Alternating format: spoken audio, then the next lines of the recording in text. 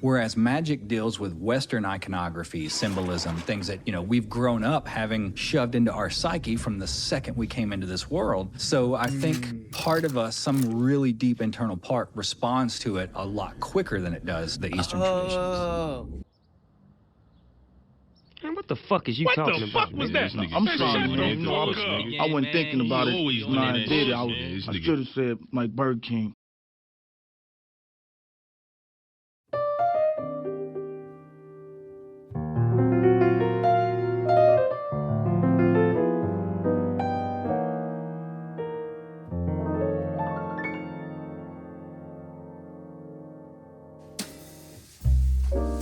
Okay, whatever thoughts you had about Netflix's The Midnight Gospel based on the trailers alone, throw them right on out the window. This is not some typical adult series that has a bunch of obscure wacky stuff just for the sake of it, or just plain violence. This show trips balls and somehow gets you to think about your perception on life and coming to grips with death. Come to think about it, it makes more sense that this premiered on 420.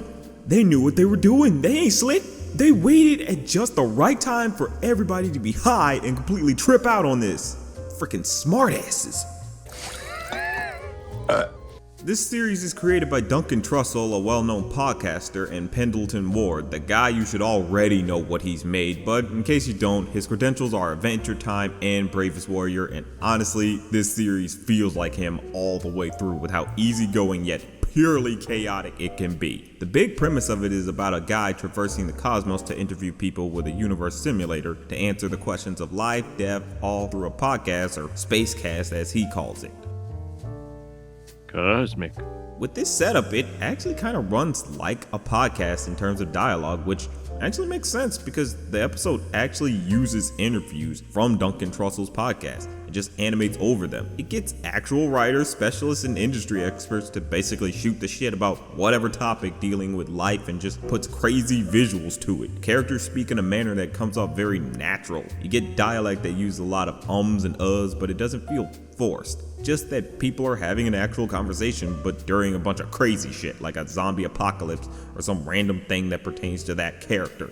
It's quite refreshing, especially with how the episodic stories can be pretty unpredictable in their execution. Like, there's literally a story about someone who kills themselves over and over again just trying to escape a prison. And the way it goes, you just would think, you know what, I didn't see that coming. That was far beyond my imagination. I give credit to that. It almost comes off like MTV Downtown series where the actors ad-lib their lines. It doesn't have an overarching plot, but it's not trying to or supposed to. It's basically a podcast for people who don't like podcasts, which is very different in this day and age. Thank you so much! The show has the trope of an everyman, but flipped with its main character. Clancy acts sort of like a vessel for the audience to experience these insane worlds and its inhabitants, but he himself actually comes off as interesting as the people or things he interviews. You can enjoy his more laid-back attitude that actually works well with the interview format when he talks to a guest. It basically helps the conversation sound more natural. Though Clancy is a bit irresponsible with how he ignores responsibility. Clancy, it's your sister. You need to call me back right now. I'm freaking peeved off, man. There's no reason that you're This is a message for Clancy Gilroy from Carl Tranche from Tranche Video. You're 17 days late on 3 video games. Please return our property. We're going to be forced to hire a bounty hunter. Fucker. Messages deleted. But you can still get a great sense of personality from him, as well as his personal dealings with his faults that anyone can connect with. It was a little hard for me to really get into him for a minute, but when I did, his antics made perfect sense, honestly. I genuinely think he works as a great character. I live for you. You're the reason I wake up in the morning with a smile on my face. The worlds Clancy visits tend to be on the collapsing side of things. Just about every world ends up being on the verge of destruction and makes for very interesting visuals and pretty engrossing guests from the spacecast, as he calls it. The worlds just end up blowing up every time Clancy comes to visit. Almost makes you think maybe he's the reason for that, or I don't know, it might just be a matter of, the inhabitants were just very incompetent and didn't take care of their own planet, so everything just kind of ends.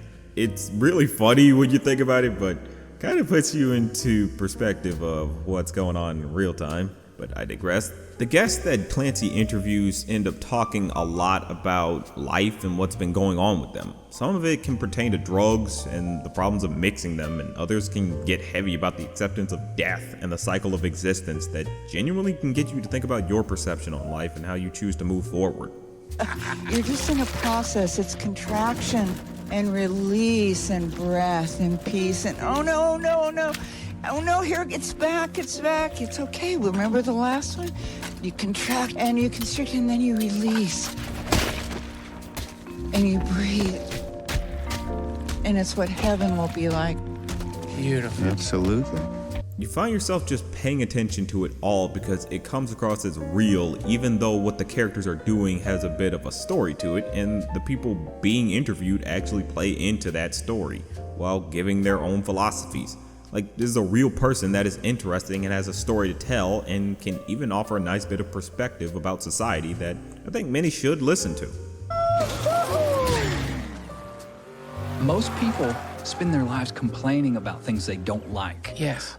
So you're adding power to it. You're giving it chi. We're supposed to focus on what it is that we're wanting to move towards instead of away from. You don't have to lie when something is bad. You know, if you have a cold and someone says, "Are you sick?" That doesn't mean say no. It means say, "I'm getting better minute by minute." Oh, that's great.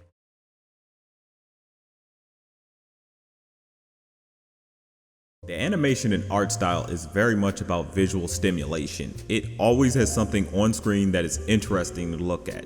Just these intricate yet simple designs of monsters, people, and stuff, I don't even know what it is, just leave you in awe at what they pull off.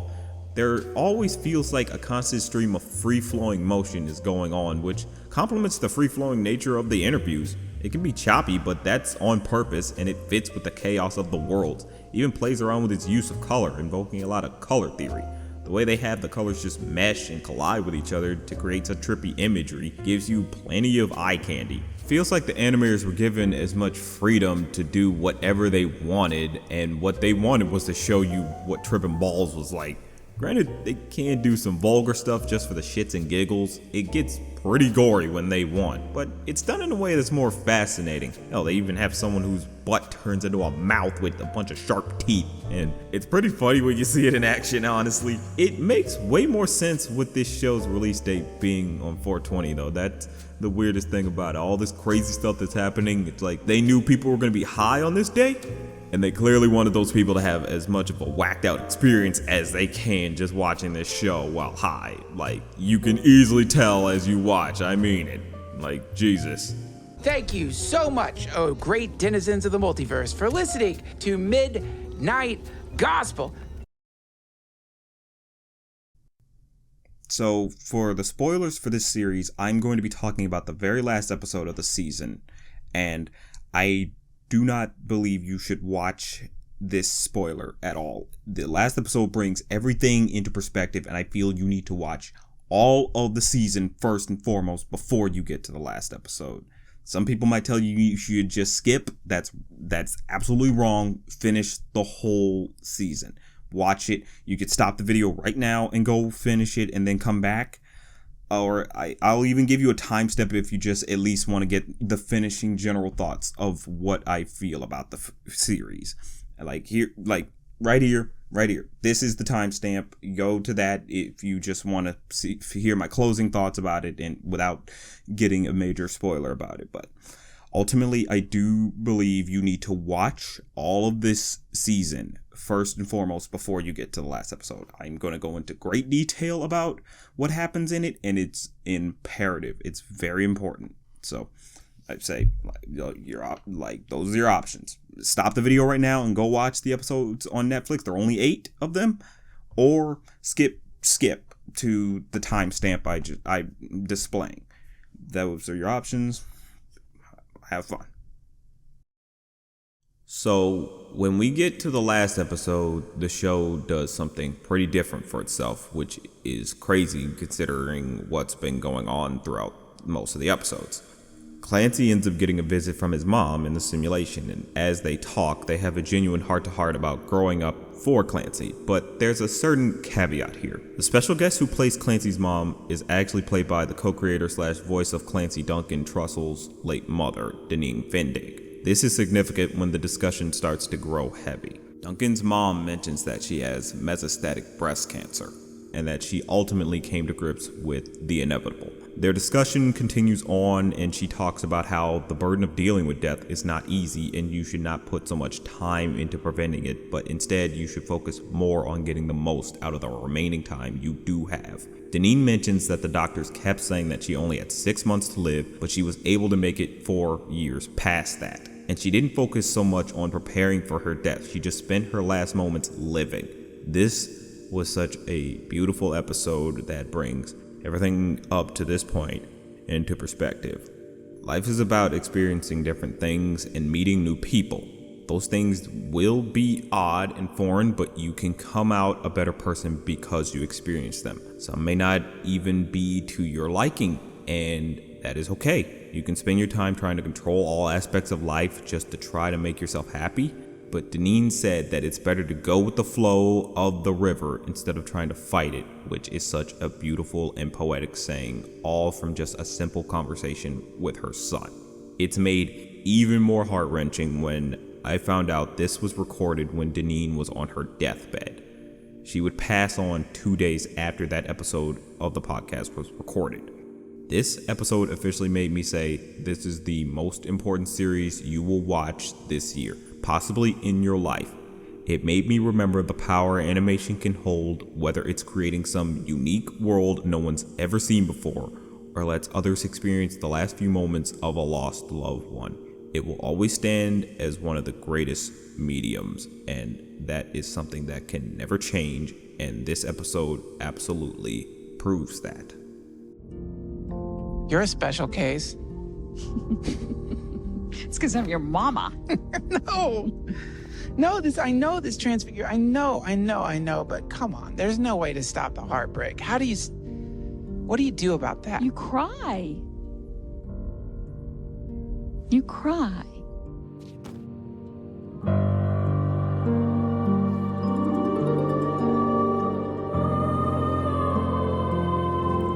This might be the most important series you're gonna watch all year. It deals with the concept of life in ways that don't talk down to you and says this is how you're supposed to deal with it, but makes you think about how you deal with it and offers a suggestion that you can actually choose. It acts more as a strong piece of advice from a friend rather than just some jerk saying this is what you need to do.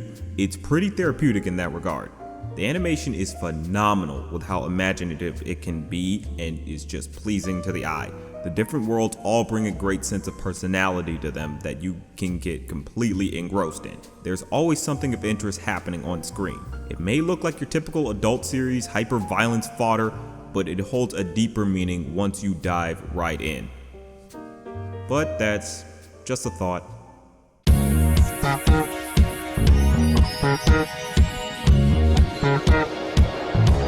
Thank you.